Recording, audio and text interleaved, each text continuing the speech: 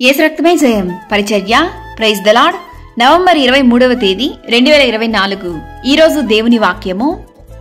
నిజముగా భూమి మీదనున్న జనులందరి దృష్టికి నేను మీకు ఖ్యాతిని మంచి పేరును తెప్పింతును. ఇదే యెహోవా వాక్కు. జెఫన్యా 3వ అధ్యాయం 20వ వాక్యము. నీ దేవుడైన యెహోవా నీ మధ్య ఉన్నాడు. ఆయన శక్తిమంతుడు. ఆయన మిమ్మును రక్షించును. దేవునికి నిన్ను దాటించలేని వంతెనంటూ ఏదీ లేదు. ప్రభువా, నేనేమయ్యున్నానో అది కేవలము నీ కృప, నీ దయనే దేవా.